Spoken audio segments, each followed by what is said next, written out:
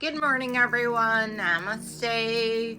We are going to be continue reading my book out of Letting Go, The Pathway to Surrender. I absolutely love this book. It's all about surrendering everything to God, the universe, your team of light, whoever it is you pray to, asking for their help and guidance, and then really trusting what they have to say, following the advice that's given, in my opinion.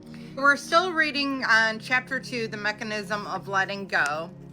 It says, by continuously letting go, it is possible to stay in the state of freedom. Feelings come and go, and eventually you realize that they're not your feelings, but the real you is merely witnessing them. You stop identifying with them, that is observing. So what they mean by that is when negative thoughts come through your mind, judgmental thoughts come through your mind, you observe them, but you do not attach to them. I can observe them and I can think that's an old timeline. I don't resonate with that anymore. I'm not going to allow that thought to dictate how I think anymore. Says you that is observing and is aware of what's happening always stays the same. As you become more and more aware of the changeless witness within, you begin to identify with the level of consciousness. You become progressively primarily the witness rather than the experiencer of the phenomena. You get closer and closer to the real self, begin to see that you have been duped by feelings all along. And that's how I believe you elevate to a higher dimension, to a higher timeline, is say something, a negative thought comes to your mind about somebody else. You typically would jump on board with this negative thought because this person really hurt you. You would react and you would make a big ordeal out of it. I now observe the thought. I don't attach that feeling to it. I send love and light to the healing that is needed. And that is how you change your trajectory of your life, by elevating to a higher timeline. Is not something that you would normally typically do. You change it up and you decide to do something differently with it. You used to think that you were the victim of your feelings. Now you see that they're not the truth about yourself. They are merely created by the ego, that collector of the paradigm which the mind has mistakenly believed are necessary for survival. So the ego is only prevalent in 3D, and it has to merge with your higher self in order to ascend. So it cannot exist in higher dimensional planes. So understanding that our hurt and pain and our victim mode that we attach to ourselves is not necessarily the truth. Nobody's a victim on this planet. These are karmic lessons that you signed up to learn, because more than likely you dished it out in a previous life and you didn't get it.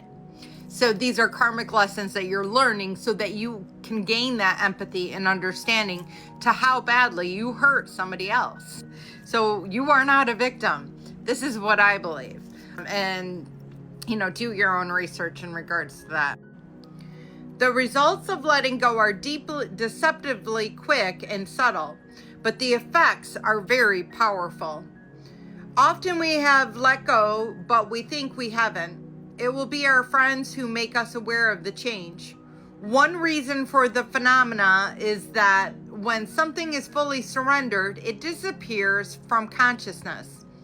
Now, because we think of it, we don't realize that it is gone.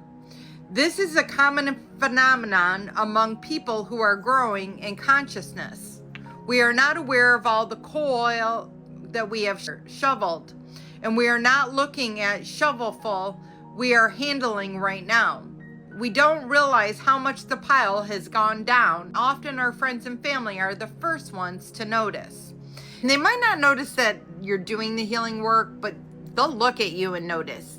You'll look healthier, you'll look prettier, your skin will look prettier or handsome, whatever the case may be. You'll look healthier, you'll seem more grounded. So they will start to point it out and they will start to notice it. Resistance is letting go. To keep track of the progress, many people keep a chart of their gains. This helps them to overcome the resistance that usually takes the form, "This isn't working for me anymore," is common for people who had made enormous gains and claim, "It just isn't working." We have to remind ourselves sometimes when we were like what we were like before we started this actual process. Absolutely, guys. And it's a difficult thing, and it's always darkest before the dawn. So they'll really try and throw a lot at you that you thought you healed. You'll be like, "What the heck? I thought I healed this," and all those negative thoughts will come back. It's because they're testing you. That's the only way they can really see that your vibration is changing. So you have to change the way you think when those negative thoughts come through.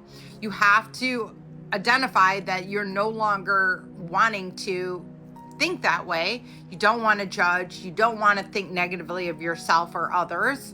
You want to live a higher vibrational state.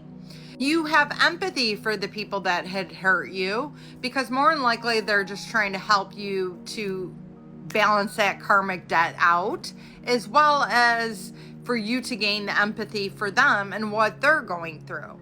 You can be a really good person, but be a highly judgmental person. Really think negatively of other people that have hurt you in this lifetime. But again, that's attaching the victim mode. That's attaching the ego. That doesn't exist in higher vibrational planes. So you really have to rid yourself of thinking like that. That's my opinion. Do your own research. Have a beautiful, blessed day, and namaste.